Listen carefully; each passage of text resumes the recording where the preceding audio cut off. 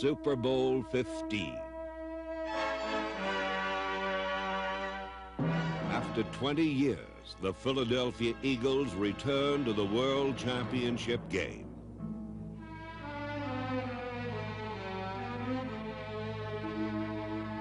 The Oakland Raiders defeated the Eagles 27-10 to win Super Bowl 15.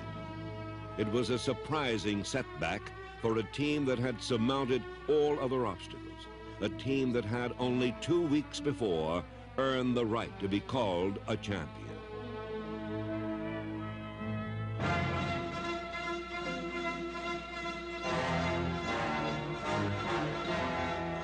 When the Eagles defeated the Dallas Cowboys, they won the NFC title and wiped out 2 decades of dreadful memories. Jaworski gives off inside, running with Montgomery up the right side. Montgomery, 25, 20, 10, touchdown!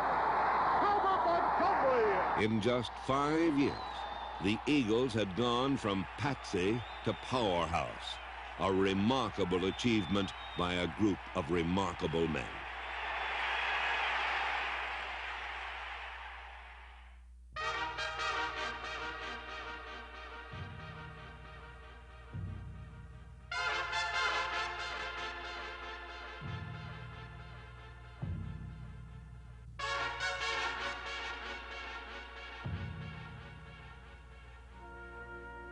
It had been 20 years since the Eagles had won a championship. That joyous day at Franklin Field had long since faded into years of cruel jokes, dashed hopes, and empty Januaries. But in 1980, the long wait ended. It began under the summer skies at Westchester State College. Coach Dick Vermeil and his staff ran the toughest training camp in the league. But it was just the kind of program that could propel a team towards a title. That's it, good. Good job. That's it. Now, we won't get a second chance. Ball game Friday night, we got to do it right. Tempo's starting to sag. Some people starting to feel sorry for themselves a little bit out here. And I told you, no coaches are going to feel sorry for you. Get to them, Leroy. You're going to have to be quicker than that. That's not quick enough. That's it, that's it, that's it, that's it. All right, that's it. That's it, that's it. Okay, all right. Leroy, looks good, looks good. We come out of training camp with Coach Vermeil, and the team is ready to play football. We go in through 6 weeks of double days right through the end, and we come out of training camp, it's like turning the Indians loose.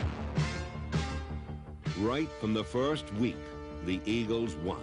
But what surprised everyone was the manner in which they did it.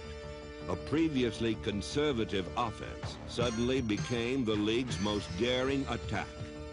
By combining varied formations with creative play calling, the Eagle offense could match any team, razzle for dazzle.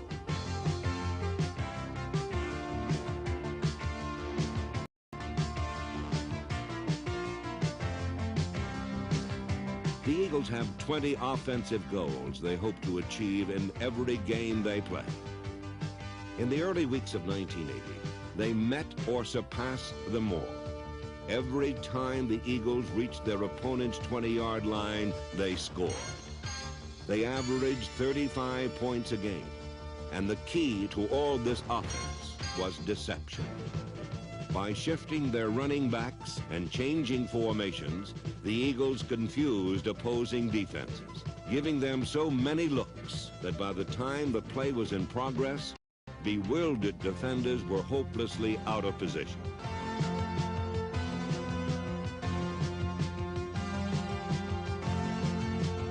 Philadelphia used the run to set up the pass, relying on play-action fakes to freeze defenses, thus buying extra time to put the ball in flight.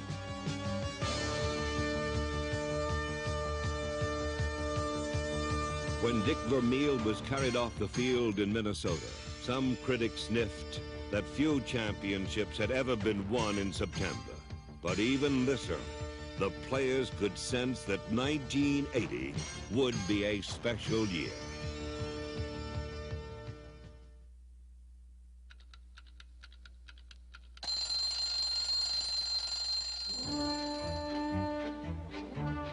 It is a scene repeated every day all across America. Fathers say goodbye to their families and start off for work. But this man isn't headed for a factory or office. He is on his way to Veterans Stadium. He is the quarterback of the Philadelphia Eagles, Ron Jaworski. Safety blitz. Tommy Myers shows the safety blitz. Be alert for it.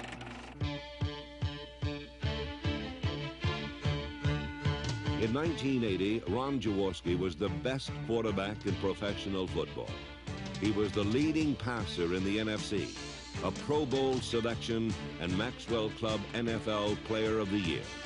Jaworski was also a man who led by showing resiliency and courage.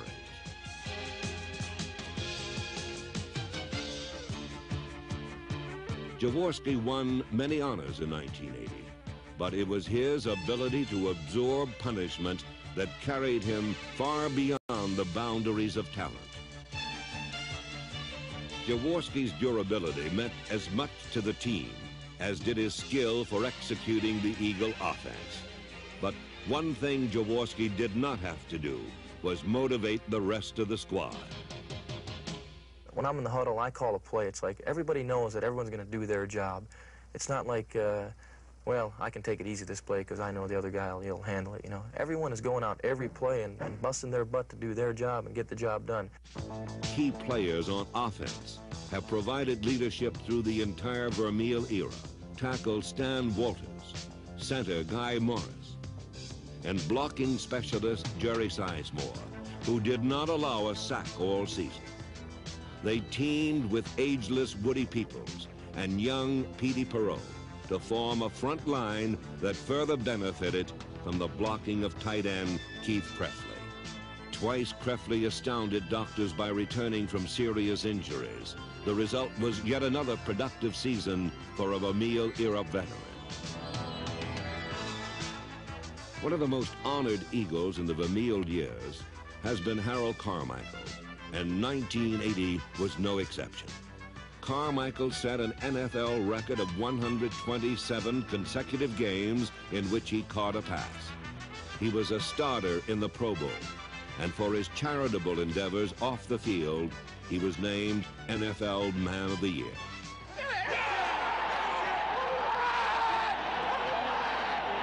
'80 was also the year Philadelphia fans rediscovered a forgotten treasure.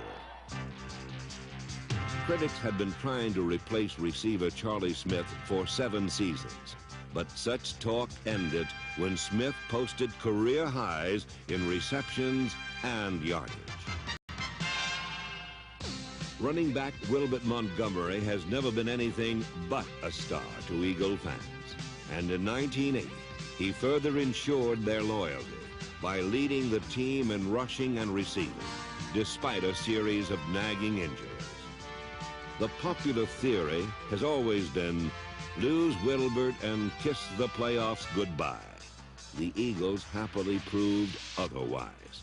Montgomery missed 4 games during the season, and the Eagles won them all. They did it with depth, a commodity many thought the Eagles lacked. Players like Billy Campfield and rookie Perry Harrington, number 35, came off the bench to make big plays in Montgomery's absence. The Eagles reached into the special teams to find more help. Number 33, Louis Giamona, is Dick Vermeil's nephew, but he plays like he's within an inch of being cut from the squad. Giamona will do anything to win, and in 1980, he did a little of everything to win.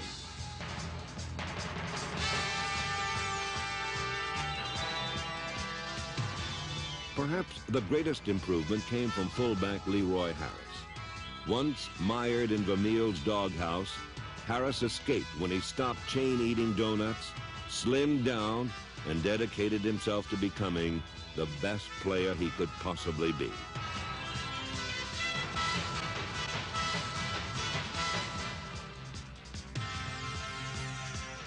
The Philadelphia Eagles offense, a unit loaded with the character people it would take to become a champion.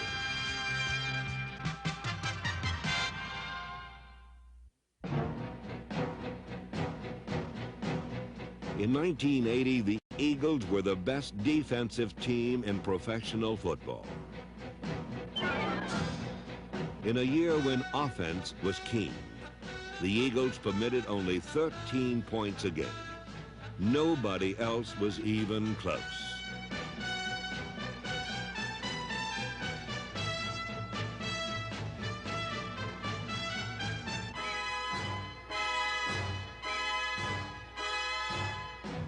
No one ruined a run like the Eagles' defense. Philadelphia held 10 foes to under 100 yards rushing. 6 opponents failed to score more than a touchdown. These numbers translated into the NFC's top-rated defense and the NFL's most miserly unit in points allowed. The secret to this success could be told in one word: consistency. We're probably, through a 16-game schedule, one of the most consistent teams in the NFL. And that's what we try to maintain, is to play at a high level of consistency every week and not make mental mistakes. And that comes through Coach Vermeil's coaching and the time that our coaches spend and the time that we spend on the field.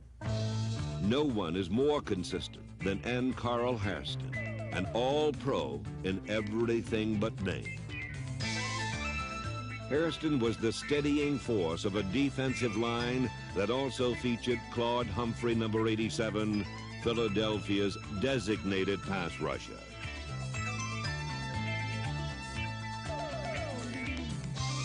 Humphrey shared time with Dennis Bigfoot Harrison, who recorded 9 sacks of his own in his first season as a starter.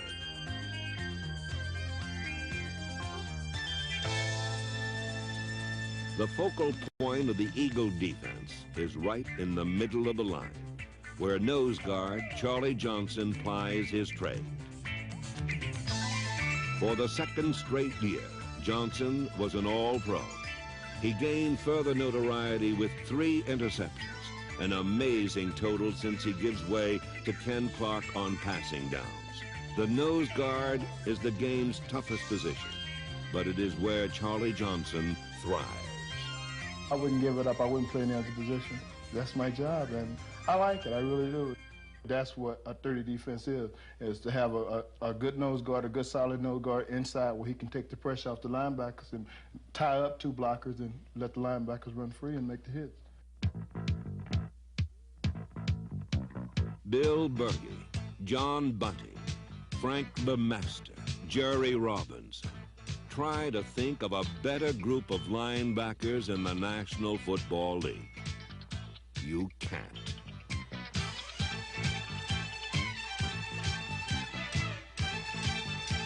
As the year progressed, the defense got tougher, and the play of the linebackers was a major reason. With a strong pass rush up front, Eagle linebackers were able to drop into coverage instead of blitzing, and the result was a pass defense that brilliantly aided the Philadelphia secondary. Richard Blackmore, Randy Logan, Bernard Wilson, John Shira, Herman Edwards, and rookie sensation Roynell Young paced a unit that made the big plays when they mattered most. With few exceptions, the defense was comprised of players who bore the footprints of a dozen personnel directors on the seat of their pants. But in Philadelphia, these rejects found a home and prospered.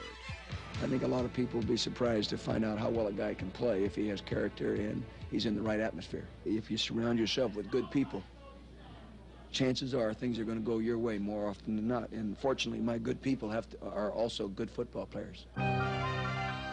Those players would be tested to the limit in the final game of the regular season at Dallas. Because of the league tie-breaking system, the Cowboys had to beat the Eagles by 25 or more points to steal away the Eastern title. By the 4th quarter, Dallas was on the verge of doing it. If things continue as they are, the Cowboys are the NFC Eastern Division champions. The Eagles have to score. It's as simple as that.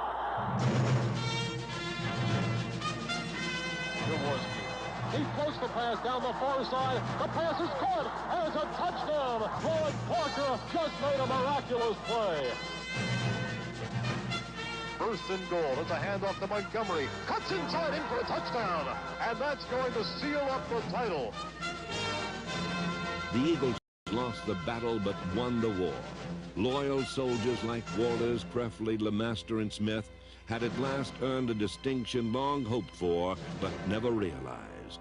They were champions. To be able to call Sizemore a champion, to be able to call Bill Berge a champion, All right. Randy Logan, All right.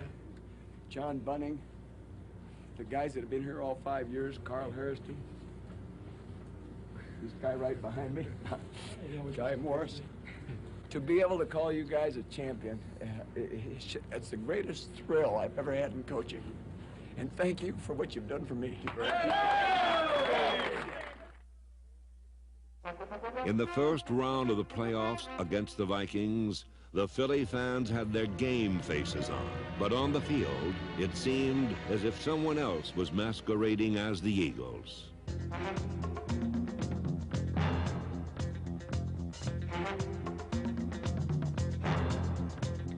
Underdog Minnesota took a surprising 14-0 lead, and Philadelphia tempers began to boil. I'll tell you what you better do. I can watch you. You walk around out there with your finger up your and you ain't hitting a damn soul.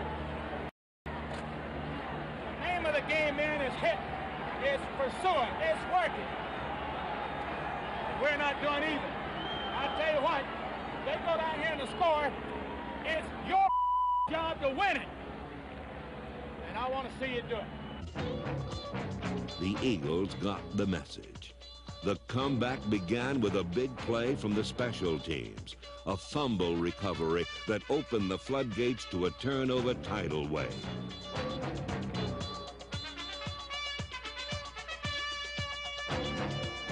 In all, the Eagles forced 8 turnovers, an act that firmly tilted the game in their favor.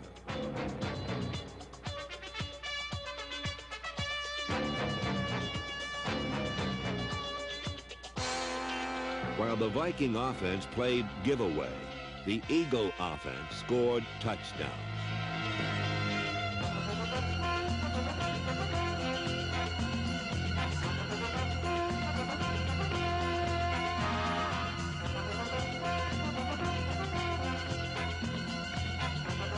The Eagles advanced to the conference championship by winning 31-16. Once more, the players carried Vermeil off the field. But this time, there were no objections. The Eagles celebrated their victory with a game ball for team owner Leonard Toews. And while they savored the win, the fans outside issued a championship challenge.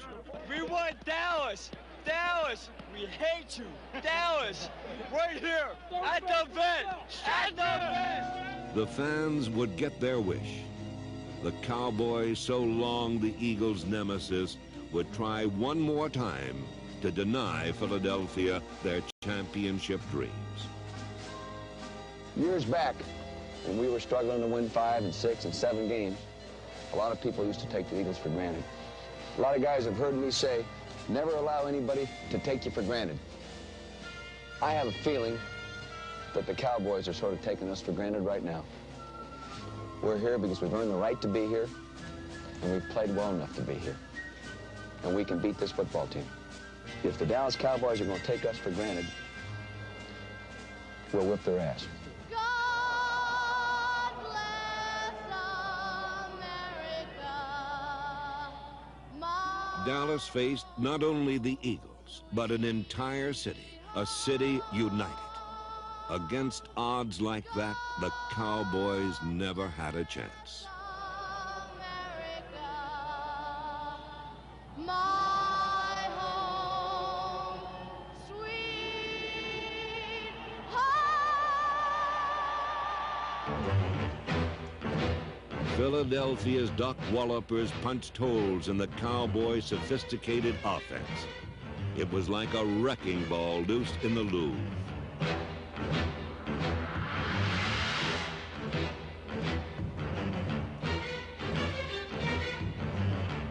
Now it was time for Philadelphia's offense to take charge.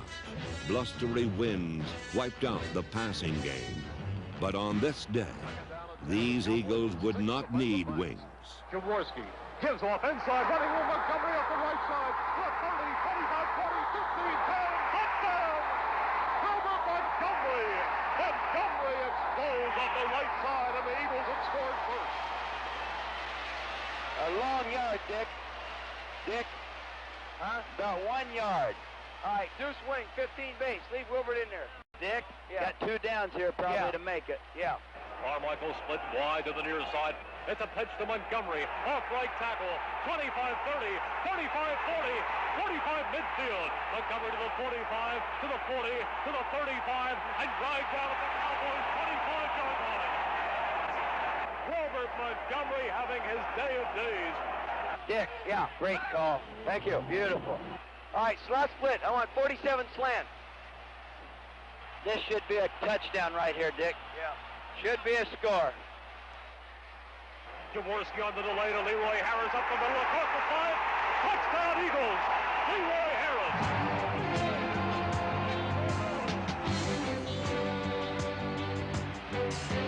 3 going to New Orleans. I'll tell you where you're going. You're going to Super Bowl. You know, he's going to Super Bowls where he's going.